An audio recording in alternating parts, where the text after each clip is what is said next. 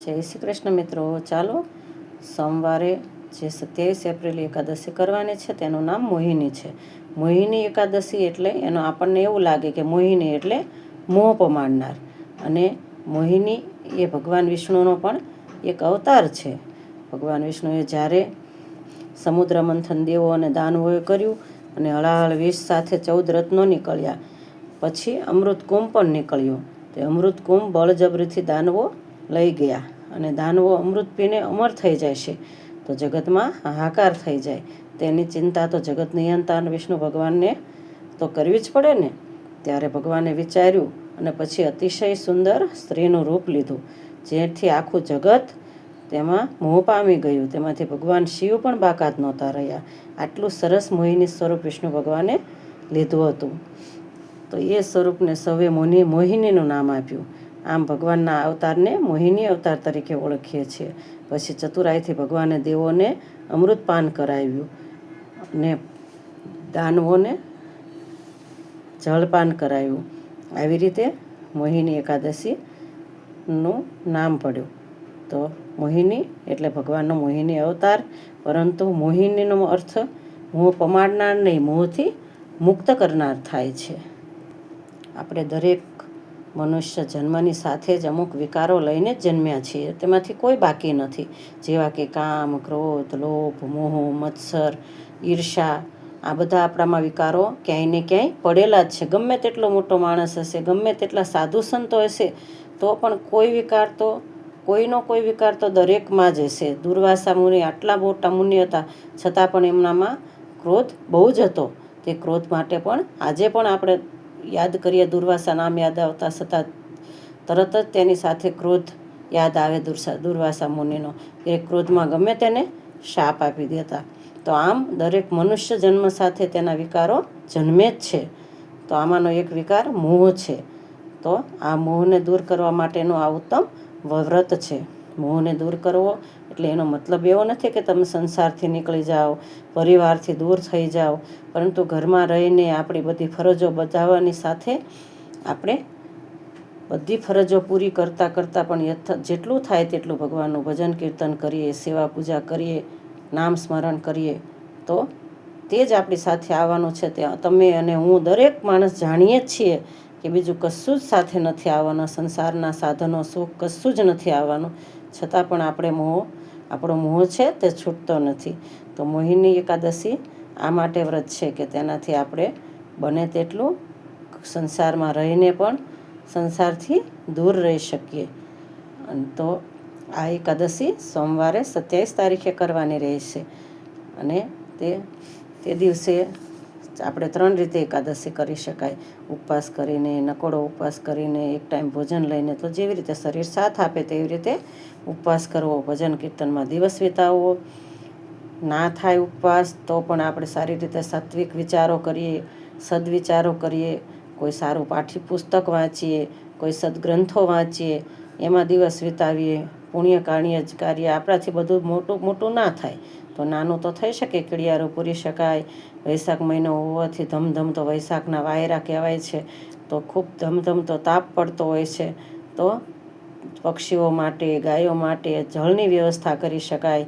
તેને ગાયને ઘાસચારો આપણે યથાશક્તિ નાખી શકીએ, કબૂતરોને દાણા નાખી શકીએ, પક્ષીઓને બીજા ચણ નાખી શકીએ. આવી રીતે આપણા યથાશક્તિ જે થાય એવી રીતે આ એકાદશીના દિવસે સત્કર્મ કરીએ અને સત્કર્મનું પાથું બાંધી લેવું. તો ચાલો હવે આપણે એકાદશીની કથા સાંભળીએ. સચ્ચિદાનંદ રૂપાય વિશ્વોત્પત્યાદિ હેતવે તાપત્રય વિનાશાય શ્રી કૃષ્ણાય વયમ નમઃ. ઓમ નમો ભગવતે વાસુદેવાય. તો ચાલો એકાદશીની કથા સાંભળીએ. શ્રી કૃષ્ણ વૈશાખ માસના શુક્લ પક્ષની એકાદશી વિશે જણાવતા બોલ્યા: હે યુધિષ્ઠિર, પ્રાચીન કાળમાં બુદ્ધિમાન શ્રી રામે વશિષ્ઠજીને આ જ વાત પૂછી હતી કે જે આજે તમે મને પૂછી રહ્યા છો. શ્રી રામે પૂછ્યું હતું: હે ગુરુદેવ, જે બધાય પાપોનો ક્ષય અને બધાય પ્રકારના દુઃખોનું નિવારણ કરનાર વ્રતોમાં ઉત્તમ વ્રત હોય તે હું સાંભળવા ઈચ્છું છું. ત્યારે વશિષ્ઠજી બોલ્યા: શ્રી રામ, તમે ઘણી જ ઉત્તમ વાત પૂછી છે. મનુષ્ય તમારું નામ લેવાથી જ બધા પાપોથી શુદ્ધ થઈ જાય છે, પરંતુ લોકોના હિતની ઈચ્છાથી હું પવિત્રમાં પવિત્ર ઉત્તમ વ્રતનું વર્ણન કરીશ. વૈશાખના માસના શુક્લ પક્ષમાં જે એકાદશી આવે છે એનું નામ મોહિની છે. એ બધા જ પાપોને હરનારી, દુઃખ દૂર કરનારી પાવન તિથિ ગણાય છે. એના વ્રતના પ્રભાવથી મનુષ્ય મોહ, જાળ અને પાપોના સમૂહથી છુટકારો મેળવી લે છે. સરસ્વતીના રમણીય તટ પર ભદ્રાવતી નામની એક સુંદર નગરી આવેલી છે.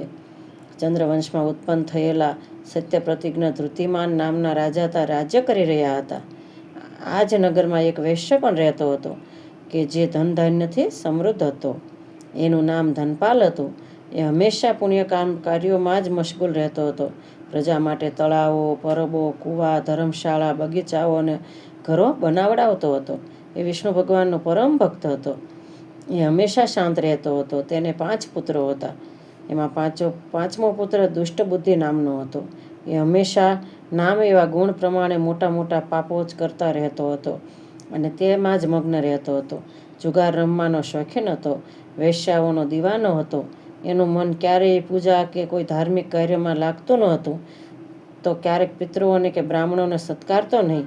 એ દુષ્ટાત્મા અત્યાચારના માર્ગ પર ચાલીને પિતાના ધનનો ખોટી રીતે બગાડ કરી રહ્યો હતો. એક દિવસ તે વેશ્યાના ગળામાં હાથ નાખીને રસ્તા પર ફરતો જોવામાં આવ્યો. આવું એના પિતાએ જોયું, તેથી તેને ઘરમાંથી કાઢી મૂક્યો અને એના 4 ભાઈઓએ પણ એનો ત્યાગ કરી દીધો. હવે એ દિવસ અને રાત દુઃખ અને શોકમાં ડૂબી ગયો. અનેક પ્રકારના દુઃખો અને કષ્ટો ભોગવતો એ રસ્તા પર અહીં તહીં ભટકવા લાગ્યો. એક દિવસ કોઈ પુણ્યના પ્રતાપે એક મહર્ષિ કૌંડિન્યના આશ્રમમાં જઈ ચડ્યો. વૈશાખ મહિનો હતો. મુનિશ્રી ગંગામાં સ્નાન કરીને આવ્યા હતા. દુષ્ટ બુદ્ધિ શોકથી પીડિત થઈને મુનિશ્રી પાસે ગયો અને હાથ જોડીને તેમની સામે ઊભો રહીને બોલ્યો, હે બ્રહ્મન, હે દિવ્ય શ્રેષ્ઠ, મારા પર કૃપા કરી મને કોઈ એવું વ્રત બતાવો કે જેના પુણ્યના પ્રભાવથી મને મુક્તિ મળે અને મારા પાપોનો નાશ થાય. ત્યારે કૌંડિન્ય મુનિ બોલ્યા, વૈશાખ માસના શુક્લ પક્ષમાં આવતી મોહિની નામની પાવન એકાદશીનું તું વ્રત કર. આ એકાદશીના દિવસે ઉપવાસ કરવાથી દરેક મનુષ્ય અનેક જન્મોના કરેલા મેરુ પર્વત જેવડા મહાપાપો પણ પરવારમાં નષ્ટ થઈ જાય છે. વશિષ્ઠ જ કહે છે, હે રામ, મુનિના વચનો સાંભળીને દુષ્ટ બુદ્ધિનું ચિત્ત પ્રસન્ન થયું. એને મુનિશ્રીના વચન પ્રમાણે વિધિપૂર્વક મોહિની એકાદશીનું વ્રત કર્યું. આ વ્રતના પ્રભાવથી નિષ્પાપ થઈ ગયો અને દિવ્ય દેહ ધારણ કરી ગરુડ પર આરૂઢ થઈને વૈકુંઠમાં ગયો. તો આ હતું મોહિની એકાદશીનું વ્રત કથા. તો મોહિની એકાદશી, સૌને મોહિની એકાદશીના જય શુભકામના અને જય શ્રી કૃષ્ણ. જય શ્રી કૃષ્ણ. મારી ચેનલને સબસ્ક્રાઈબ ના કરી તો કરી લેજો. લાઈક અને શેર કરી કમેન્ટમાં જય શ્રી કૃષ્ણ ચોક્કસથી લખજો.